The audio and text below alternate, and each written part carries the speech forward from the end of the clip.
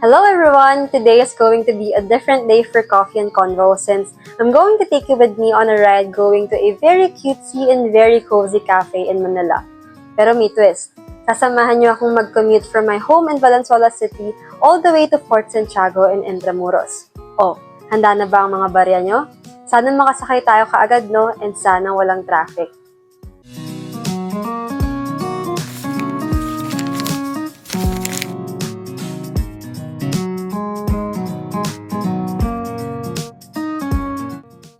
So, we're on our first ride, which is the tricycle, going to BBB, kung saan sasakay naman tayo ng jeep after.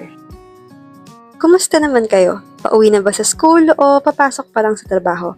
Mag-ingat tayong lahat, okay? Anyway, comment nyo below yung mga hindi nyo malilimutang experiences habang nagko-commute. Pwede yung mga funny, nakakahiya, o inspiring. Pwede rin naman yung mga tips nyo as a commuter para maging mas madali yung mga biyahe nyo. Sana walang traffic. Speaking of traffic, alam nyo ba na according sa research ng isang insurance technology site, rank 8 ang Manila sa worst traffic in the world with a 43% congestion level na may traffic loss na 98 hours taon-taon.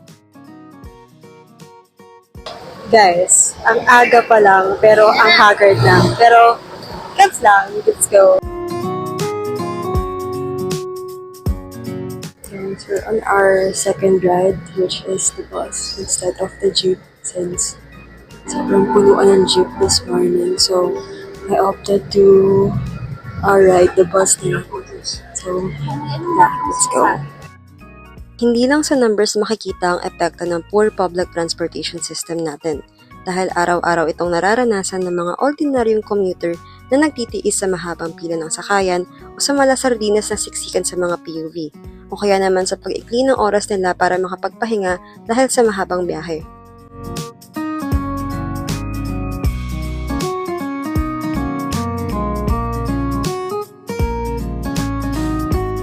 Naisip niyo ba minsan anong dahilan ng mga matitinding traffic?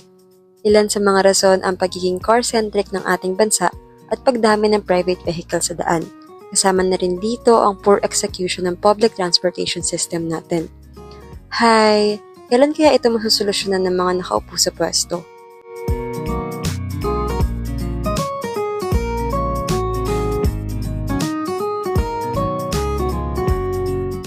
Hindi na bago para sa atin ang tumayo at makipagsiksikan sa bus o LRT o maghabol ng jeep, rush hour man yan o hindi.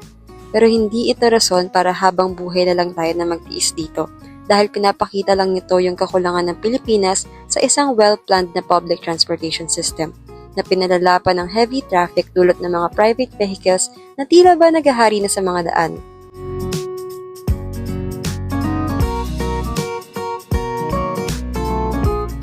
At this point, nakasakay na tayo ng LRT papunta sa Central Terminal Station.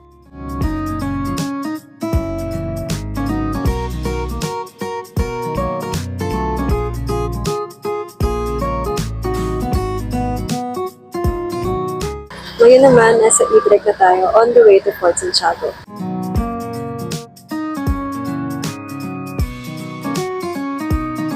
Now, nandito naman na tayo sa Fort Santiago kung saan located yung cafe na pupuntahan natin.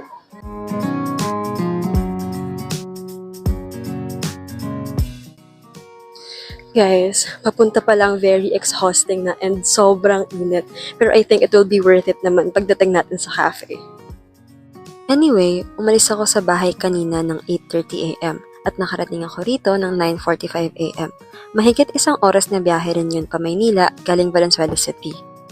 Kaya wala talagang duda na ang pagko-commute ng mas maaga ay isang sakripisyo na ginagawa ng maraming commuter para maiwasan yung mahabang pila sa mga bus terminal or LRT stations at hindi malate sa mga pupuntahan natin.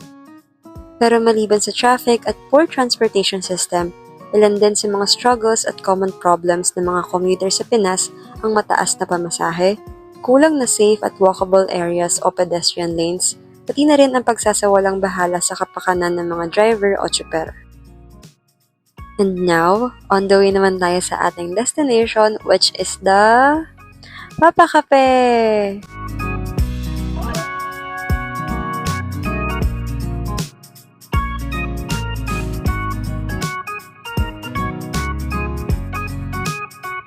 Kahit sinong commuter ay for sure sasang-ayon na mahirap ang public transportation natin sa Pinas. Dahil kasi rito, napipilitan ang mga Pilipino na tiisin ang inconveniences at hirap sa araw-araw na biyahe para makarating sa mga pupuntahan nila on time.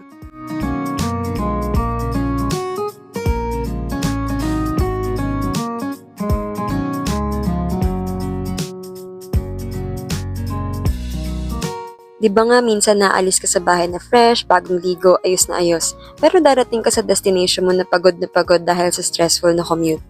Oras na talaga para gamitin ng government ang taxpayer money para i-prioritize ang pangangailangan ng taong bayan. Kasama na rito ang mas maayos na public transportation system para sa mga Pilipino. Deserve naman ng mga commuters ang isang safe, hassle-free at abot-kayang transportation system, no?